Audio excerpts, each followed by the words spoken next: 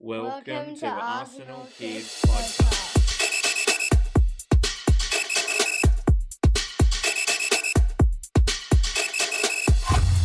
Hello and welcome to Arsenal Kids Podcast. My name is Madi and I'm joined by my co-host Ben.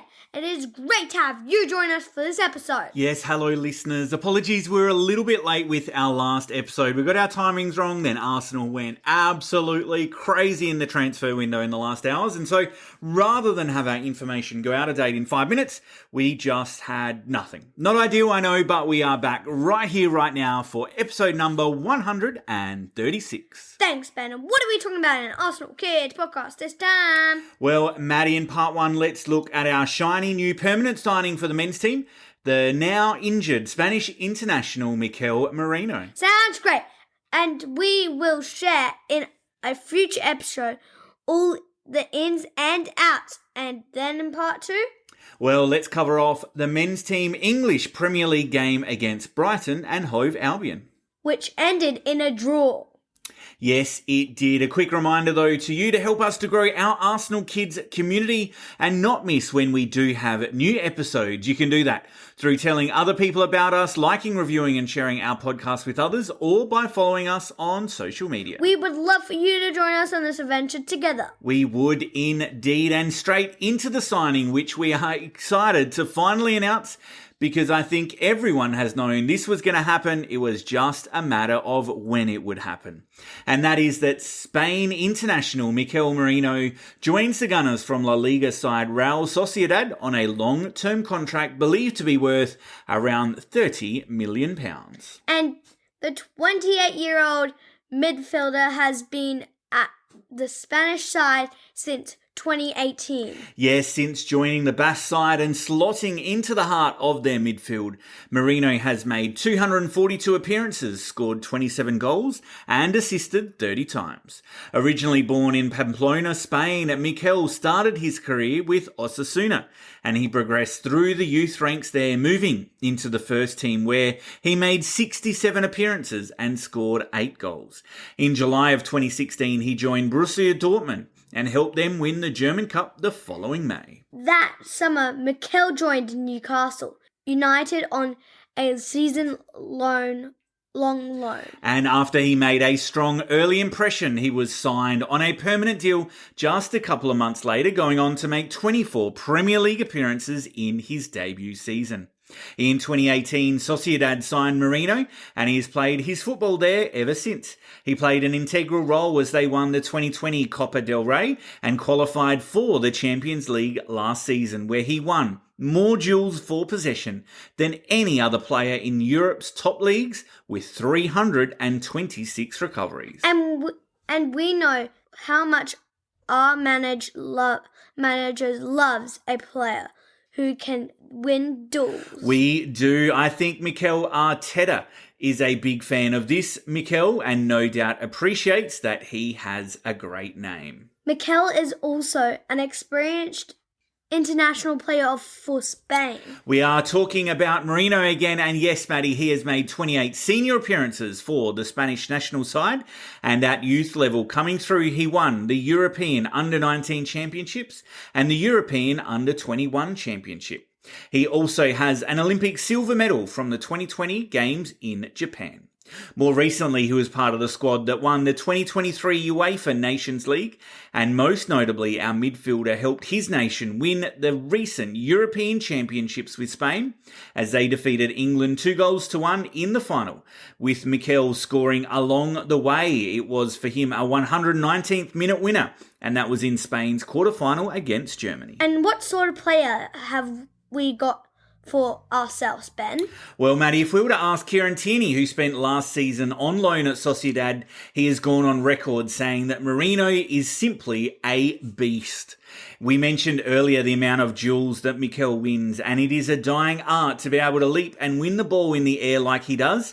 but it is more than that, as he is technically classy, keeping the ball so well in tight spaces and is very composed when he is on it, making him a proper all-round midfielder.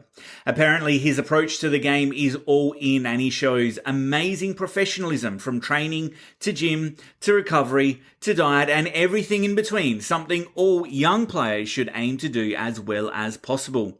But I imagine Merino is going to slot into the left 8 position in midfield, and I look forward to seeing him on the pitch. In number 23. Yes, it'll be in number 23, and we won't see him for a little while though, because in his first training session with teammates, he fell over, Big Gabby fell on top of him, and he has fractured his shoulder.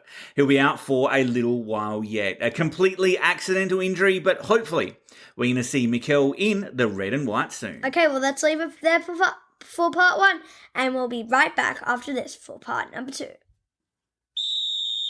Welcome back, Ben, and let's talk about the Premier League game for the weekend.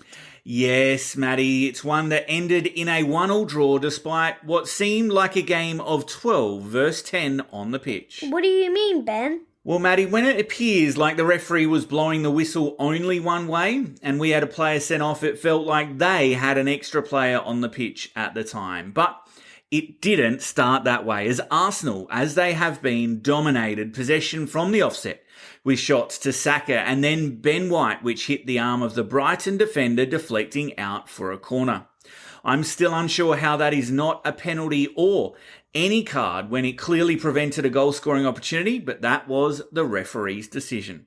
A further shot from Odegaard lacked the power it needed, and we were let off when a stray header from Kai Havertz in our own box was latched onto by the Brighton attacker, but it was volleyed wide. And then the goal to break the game open seemed to come out of nothing. Indeed, Maddie. Urian Timber won the ball and launched it upfield. Saka won the header and the ball bounced through to the on-rushing Kai Havertz.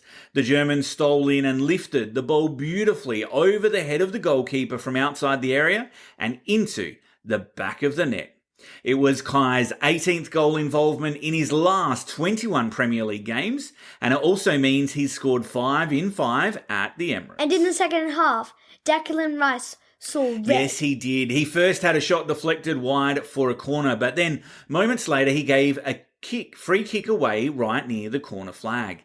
In attempting to restart the game quickly, the Brighton defender put the ball down, and while it was still rolling, Rice just nudged it away and took a whack to his leg for his troubles. The referee, who let at least one incident much worse than this go unpunished to Brighton in the first half, decided that he would give Declan a second yellow card.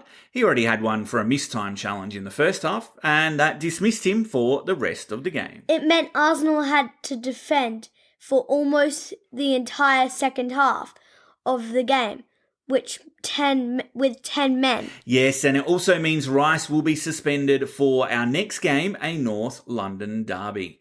With 15 minutes of going a player down, Brighton had then levelled the score. Raya made a great save after the defence was caught ball watching a little bit, and the rebound was converted. From there, the Gunners were just soaking up pressure, and despite a couple of half chances on the break, one falling to Saka and the other to Havertz, we were unable to get a winner. But at the same time, we were solid enough in defence to maintain the scoreline. It meant a draw of 1 goal each, but we remain unbeaten so far this season. Yes, and now it's on to the international break for many of the players before returning in 2 weeks for that North London derby against Spurs. But before we go, a quick word on the women's team, who also played their last pre-season friendly before they kick off in a couple of days their Champions League Round 1 game. And the ladies defeated Southampton by 3-0 at St Mary's, with a brilliant strike from Kyra Cooney-Cross and a brace for our defender Laia Codina, securing the victory. And now it is on to Rangers, who we're going to be facing at home at Meadow Park for a place in round 2 of the Champions League qualifiers. Okay, well, let's wrap it up for this episode. Thanks again for joining us at Arsenal Kids Podcast. Before we sign off, we want to express our gratitude to you for your continued support. If you haven't already, follow, like, and subscribe so you don't miss us in the future. Remember, it's your love for the beautiful game that fuels our passion. And we would love for you to spread the word about Arsenal Kids Podcast. Yes, please share our podcast with other Arsenal kids you know and help us to grow this amazing community together. We hope for you to join us on the pitch again soon. Keep the spirit of the game alive, and until next time, Goodbye.